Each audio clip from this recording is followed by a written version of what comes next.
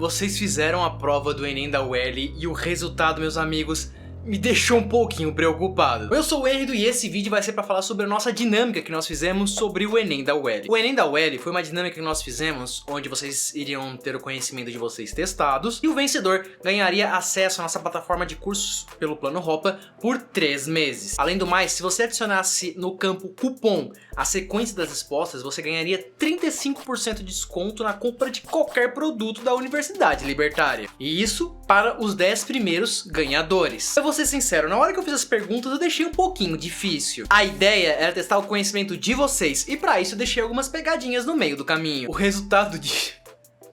Meu Deus, gente, fiquei um pouco preocupado mesmo, tá? O resultado disso é que as pessoas acertaram 20% da prova, ou seja, uma questão, porque a prova tinha 5 questões. E uma outra parte também considerável acertaram 3 questões da prova, ou seja, 60% da prova. A pergunta que teve mais acerto foi referente à pergunta do problema do cálculo econômico. E a segunda pergunta que mais teve acerto foi referente à questão do pelo fim do Banco Central. É uma pergunta referente ao prefácio, que foi adicionado nas novas impressões. A pergunta que mais teve erro foi referente ao livro Sistemas Legais Muito Diferentes do nosso. E a segunda pergunta com mais erros foi referente ao livro Keynes, o Homem. Antes de explicar cada uma das respostas, o porquê aquela resposta ali é certa e porquê aquela ali tá errada, eu queria dizer que todo mundo que participou vai ganhar uma premiação, então não se esqueça de checar o e-mail que foi adicionado lá no formulário. E como o resultado foi um pouco diferente do que a gente esperava, os livros que vão ser citados aqui que compunham a prova vão estar com 40% de desconto num combo só chamado Combo do Enem, ou alguma coisa do tipo. O MP, inventa um nome legal pra esse combo aí, pelo amor de Deus. E a ideia não é para apenas vocês comprarem, é para vocês comprarem e estudarem. Beleza, meus amigos? E essa promoção com 40% de desconto, que é muita coisa, está valendo até o dia 13 de novembro de 2023. Agora vamos às explicações das perguntas, né? E também, no final do vídeo, explicar quem foi o vencedor, porque sim, tivemos um vencedor. A primeira pergunta foi referente a este livro maravilhoso, Sistemas Legais Muito Diferentes do Nosso. A resposta que mais teve erro foi a opção que destacava Islândia medieval, tá? E a pergunta era o seguinte, eu vou ler a pergunta porque eu não sei decor. No livro Sistemas Legais Muito Diferentes do Nosso, David Friedman faz uma análise de diversos sistemas legais e acaba mostrando a possibilidade prática de sistemas jurídicos baseados em trocas voluntárias. Sistemas jurídicos que não são estatais. Em um dos exemplos, ele demonstra que uma sofisticada rede de relações comerciais surge, possibilitando até a compra futura de mercadoria, mesmo quando há um estado hostil a essas relações jurídicas que sustentavam em relação puramente privada. Em qual capítulo encontramos esse exemplo? Aí nós temos, como toda pergunta, 5 opções. Islândia medieval no período das sagas, direito irlandês antigo, Inglaterra no século XVIII, direito imperial chinês e direito pirata. A resposta mais errada foi Islândia medieval no período das sagas. Porque quando a gente fala muito desse livro, nós usamos muito o exemplo da Islândia medieval como um sistema jurídico que funcionou livre, né? Um sistema livre que funcionou numa época distante aí, que demonstra sim a possibilidade de um sistema jurídico funcionar sem um Estado. E eu botei essa opção propositada, porque eu queria que vocês prestassem atenção. Mas esse livro, gente, esse livro aqui não é só sobre Islândia medieval, tá? Esse livro aqui, ele tem compõe vários sistemas jurídicos que funcionaram sem o Estado, ou com o Estado intervindo, ou até formas específicas de exemplos que demonstrariam que o sistema jurídico livre se sustentaria. Cada um desses capítulos é um desses sistemas jurídicos. Então, é por aí. E a resposta certa é o direito imperial chinês, tá? É a primeiro capítulo, tá? Lá na página 48 ele comenta: no entanto, os comerciantes chineses desenvolveram um conjunto elaborado de formas contratuais, incluindo uma variedade de contratos de forma, dando suporte a uma extensa e sofisticada rede de relações comerciais. Aí mais pra frente ele comenta um pouco sobre a questão do mercado futuro, tá?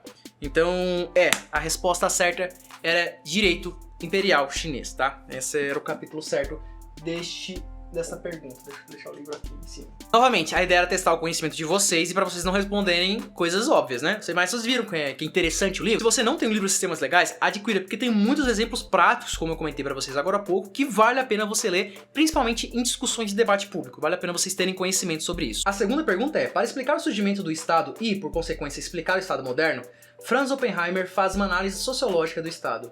Qual dos motivos abaixo foi a principal causa do Estado adotar uma economia monetária já existente? A pergunta, ela tem uma informação importante que é para demonstrar que não foi o Estado que surgiu com o sistema monetário, que surgiu com a moeda, que é um mito que os estatistas criaram para criar uma espécie de justificativa para a existência do Estado. Tá? Então já existia o sistema monetário, não estou falando do sistema monetário no sistema que nós temos agora, que é um sistema financeiro, nacional, que tem diversa complexidade, como um mercado financeiro, enfim. Mas existia a moeda e existia um registro histórico da moeda. E o Estado não usou essa moeda. Aí tem as opções. Neste caso, tivemos um fenômeno interessante. A resposta mais respondida erroneamente e a resposta certa tiveram a mesma quantidade em termos proporcionais. Então teve um empate ali. Foi a opção B, a resposta errada, que foi mais escolhida, que é o seguinte: cobrar impostos de forma mais prática, dado que era difícil realizar um cálculo exato do quanto retirar dos cidadãos livres, né? Deveria anula essa pergunta. Livres e camponeses. Ou seja, né, a resposta dá a entender que o Estado criou a moeda, não, adotou a moeda para ser mais fácil de tributar as pessoas para o cálculo próprio, né? Só que no livro, O Estado de Franz Oppenheimer, eu não vou lembrar exatamente o capítulo, né? Tem algumas coisas que eu lembro, tem outras coisas que eu vou ter que simplesmente decepcionar vocês. Este é um caso, vocês vão ter que confiar na minha palavra, tá, gente? Mas fica aí pra vocês pesquisar, comprar o livro e pesquisar. Nesse livro aqui, ele comenta que os nômades terrestres, que eram os usurpadores, que eram os espoliadores, eles preferiam a economia natural em vez da economia monetária. Eles preferiam receber cabeça de gado, tributo e assim por diante. Por quê? Porque eles não tinham disposição à troca. Principalmente pela lógica de relação predominante que eles tinham, que era o quê? De expropriar pessoas, de impor a força e assim por diante. Então não tem por que eu trocar se eu posso simplesmente meter um machado, né, no meio da brincadeira e simplesmente conseguir minhas coisas. Então ele não tinha por que ele precisar de moeda para roubar os indivíduos, não precisava disso para calcular. Ele começou a usar a moeda por conta da resposta correta, que é a opção C. Pagar os vassalos com unidades monetárias, pois antes eles precisavam entregar terras e gados, o que representava a partilha do poder. Como eles não obtinham outros recursos e não dava para pagar os vassalos somente com comida e tudo mais, o que eles faziam? Eles entregavam para esses vassalos cabeças de gado, eles entregavam para esses vassalos vilas e assim por diante. Tanto que uma hora no livro, o Oppenheimer relata, usando outros historiadores, exemplos de pessoas chegando, reis chegando com seus vassalos e com os vassalos tendo maiores unidades militares do que os próprios reis, né? E isso enfraqueceu muito a coroa. Então, usar a moeda não foi para facilitar a tributação, para tributar de forma mais fácil, mas para conseguir sustentar a existência do Estado. Porque se não fosse isso, se não fosse essa absorção da instituição Estado, representada praticamente pelos nômades terrestres, ele não conseguiria primeiramente se expandir, porque ele teria que cada vez mais partilhar seu poder, e sempre haveria disputas territoriais entre os vassalos, tá? Por isso que moeda é uma coisa muito importante para o Estado. Por isso que tem uma certa moeda aí que preocupa um pouco o Estado, tá, pessoal? Então, essa é a resposta certa do livro O Estado, de Franz Oppenheimer. Adquira imediatamente, que vale muito a pena ler. A próxima pergunta é: em Socialismo, Mises discorre uma análise sociológica e econômica desse regime que matou milhões de pessoas, e tudo bem uma prova falar isso, pois não tem nada de errado. E não tem mesmo, tá, socialistas? Vocês têm que aprender a aceitar que vocês causaram o Holodomor. A defesa do regime que vocês defendem causaram o Holodomor. Referente à análise econômica, Mises replica seu argumento feito em cálculo econômico numa comunidade socialista. De acordo com o argumento de Mises, os socialistas sofrem com este problema do cálculo econômico, pois assim como austríacos, eles não sabem fazer continha. Eu vou ler a resposta mais... que a resposta mais correta foi a mais usada, né? Deixa eu ver qual que foi a outra resposta aqui. Tá. A resposta errada mais escolhida foi C. A condição necessária para o preço, dinheiro, não existe. Portanto, não há expressão monetária do valor. Existe, tá? Nas economias socialistas, eles até usam unidades monetárias, o dinheiro, tá bom? Mas o dinheiro, de fato, é uma condição necessária para o cálculo econômico. Por quê? Porque ele é uma condição necessária para o cálculo monetário. E Mises entende que o cálculo econômico tem como condição necessária o cálculo monetário. Então ele seria. Mas como a frase diz que não existe dinheiro no regime socialista, por isso que eles sofrem com esse problema, ela está errada, equivocada. A resposta correta é a B, B de bola. Ou B de... Basta comprar esse livro aqui maravilhoso, tá? Que vocês vão saber a resposta. Por sinal, esse aqui é o livro e tá encaminhado para nossa segunda edição, tá, pessoal? Esqueci de comentar. O livro Socialismo vai ter uma segunda edição, vai ter umas pequenas modificações na capa, e dentro do livro teve muitas correções que foram feitas, tá bom? Vale muito a pena vocês adquirirem a nova versão. E se você tiver interessado, nós vamos abrir aquela campanha, aquela dinâmica que nós fizemos, que as pessoas que comprarem o livro antes do lançamento vão ter a dedicatória dentro do livro, tá bom? Então não percam nas nossas redes sociais para saber quando que isso vai acontecer. Para você achar a resposta, você vai abrir o livro, vocês vão na página 111, tá? Eu acho que ele fala um pouco mais sobre o cálculo econômico. E a questão é, como não existe propriedade privada, não existe como você fazer a permuta, porque você não consegue abdicar daquilo que não é seu, nesse sentido. Tanto que Mises comenta que no regime sindicalista, haveria um grau de propriedade privado lastreado ao sindicato. Então eles poderiam permutar meios de produção, recursos e assim por diante, criando um grau de divisibilidade observável, né, o valor na economia, tá? Então a resposta correta é B. A condição necessária para a troca, a propriedade privada, não existe, portanto, não há expressão objetiva do valor. Tá? É propriedade privada dos meios de produção, mas vocês entenderam. A próxima pergunta, eu vou ser sincero com vocês, eu dei uma sacaneada, tá bom? A pergunta é o seguinte: no livro Keynes, o Homem, Rothbard fala sobre a vida de Keynes e comenta que o mesmo fez uma injustiça com um economista. Qual economista e qual foi a injustiça? E eu listei muitos nomes. O primeiro nome, que é uma coisa muito conhecida, que é o Jean-Baptiste, porque o Keynes leu dormindo, né? Pra todo mundo diz que Keynes refutou Sé, a gente só precisa lembrá-los que Keynes deturpou Sé, né? Seguindo até a tradição de Malthus, né? Mas enfim, isso não é o ponto. Então eu botei a seguinte opção, opção A, Jean-Baptiste, pois Keynes não sabia francês quando leu sua obra e não podia absorver, como ele admitiu posteriormente, ideias novas, exceto aquelas que ele já sabia. Tá? Essa aqui foi a segunda resposta mais errada, a primeira resposta mais errada foi a opção D, Friedrich Hayek. Apesar de ter muitos debates com Hayek, Keynes nunca leu sua publicação, o que admitiu meses antes de sua morte. Isso aqui é uma invenção, tá? Eu não sei se Keynes admitiu que nunca leu Hayek, mas certamente ele deve ter lido alguma coisa. Se entendeu, a gente é outra coisa, se entendeu é uma outra coisa. Mas que leu, a gente pode admitir que leu. Só que a resposta certa é a opção E, que é o seguinte, Ludwig von Mises. Pois Keynes não sabia alemão quando leu sua obra e não podia absorver, como ele admitiu posteriormente, ideias novas, exceto aquelas que ele já sabia. Exatamente. Neste livro, o Rothbard traz um fato que é muito conhecido, por sinal, sobre essa questão do Keynes. Eu não sei qual é a parte em que ele fala isso, mas é um livretinho bem pequenininho, que vocês podem ler, tá? É bem tranquilo de ler. E ele comenta o seguinte, o Keynes, ele pegou o livro The Fear of Money and Credit, que tá com boatos de que vai sair, hein, gente? Comecem a ficar bem atentos aqui à Universidade Libertária que tá pra sair esse livro. Mas o Keynes, ele pegou esse livro em alemão na época e ele fez uma leitura, ele fez uma crítica a esse livro, dizendo que o livro é bom, Mises é um economista que vale a pena ler, só que não tinha nenhuma ideia original. Tá? Então o Mises, ele pegou, ele trouxe o que a gente conhece hoje como uma regressão misesiana para explicar moeda através da utilidade, que foi um desafio feito por um economista que me fugiu o nome agora, e respondeu satisfatoriamente, e o Keynes pegou esse livro e disse que não tinha nenhuma ideia original. Só que depois, no Treatise of Money, se não me falha a memória, o Keynes comenta que, na época, não sabia alemão.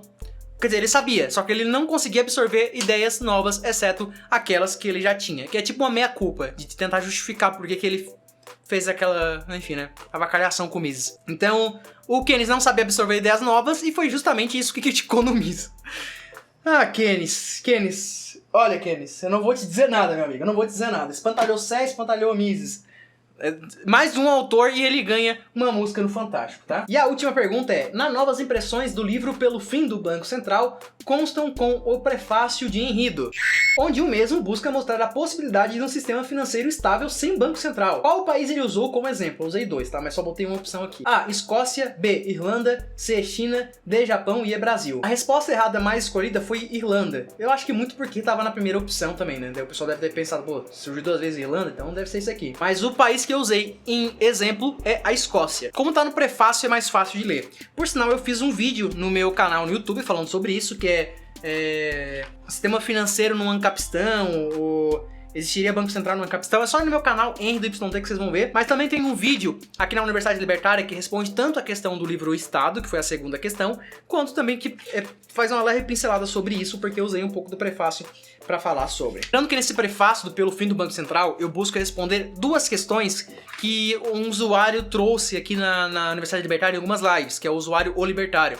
Ele veio, O Libertário no sentido de esquerda, tá, pessoal? E não no sentido de esquerda, David Ribeiro e Miguel Ertel, mais no sentido mais próximo do anarcomunismo, tá, pessoal? Ele veio aqui e comentou o seguinte, legal tuas lives sobre teoria monetária, mas você já leu, por exemplo, o Graeber, né, a dívida dos primeiros 5.000 anos? E eu já tinha lido. Então eu aproveitei para responder as questões do Graeber aqui neste livro, vocês vão ver que tem referência, tem citação e tudo mais. E o exemplo que eu uso para demonstrar que é possível o sistema financeiro livre é a Escócia e o Canadá.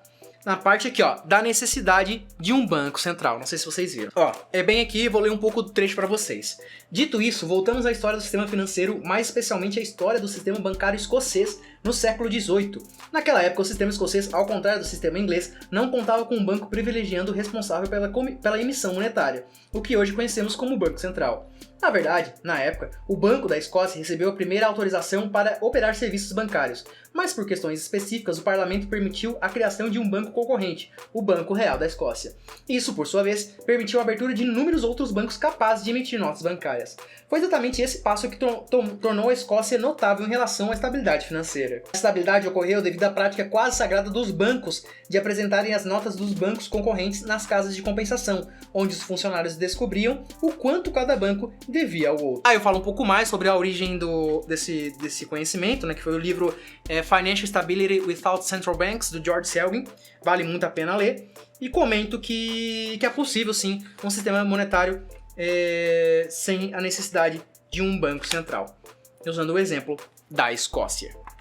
Foi bem preocupante, foram perguntas que evidentemente tinham pegadinha, eram perguntas difíceis, mas pro pessoal que é assíduo na leitura ou que pelo menos acompanha o conteúdo da gente já deveria meio que saber, porque a gente já pontuou muitas dessas questões por aí, em vídeos. Por exemplo, a pergunta sobre o Estado, do Franz Oppenheimer, tem um vídeo falando sobre isso. As outras questões também tem muito conteúdo aí na internet. A pergunta do socialismo, ela teve um resultado positivo, eu fiquei bem feliz, porque muitas pessoas sabem, isso é muito bom. Se eu não me engano, foi bem acima da metade o número de pessoas que responderam corretamente essa pergunta. Mas o que me preocupou bastante foi a questão do sistema jurídico, porque o sistema jurídico é uma questão que é extremamente devida, que são perguntas válidas, que é importante você saber, principalmente como libertário. E vocês estão ouvindo isso de um cara, o cara é o cara, e esse cara sou eu, esse cara que tá falando pra vocês, que por muitos anos, tem muita gente que prova. Eu falava que estudava só economia, e hoje eu sei, com muita dor no coração, que não dá pra estudar só economia, que é importante estudar também sistema jurídico, e principalmente teoria do direito, filosofia, essas coisas, né? Filosofia já tá meio que embarcado, então nesse ponto eu não tenho tanta preocupação, mas direito é uma coisa que me pegava bastante, então é muito importante vocês terem esse conhecimento. E falando nisso, pra quem comprar o combo que falamos agora há pouco, que é o combo do Enem, nós vamos estar liberando a plataforma de cursos do Plano Hopa por mais 3 meses para quem adquirir. Você adquiriu o combo, você ganha acesso à plataforma de cursos do Plano Hopa. Então não perca esta oportunidade. E na próxima prova do Enem, quero todo mundo aí com uma nota em cima aí dos 80%, tá, pessoal? Tipo, vou fazer 10 perguntas no próximo ano. Aí das 10 perguntas, tem que acertar pelo menos 8. E vão ser perguntas difíceis, hein? Vão ser perguntas difíceis. Quero vocês respondendo certo, hein? Não se esqueça de nos acompanhar, se inscreva, ative o sininho para notificações futuras. Comente aqui embaixo se vocês... o que vocês acharam das perguntas, se vocês têm alguma sugestão. E, bom, é isso aí. Não esquece do like também e de compartilhar esse vídeo. Projeção, um grande abraço e até mais.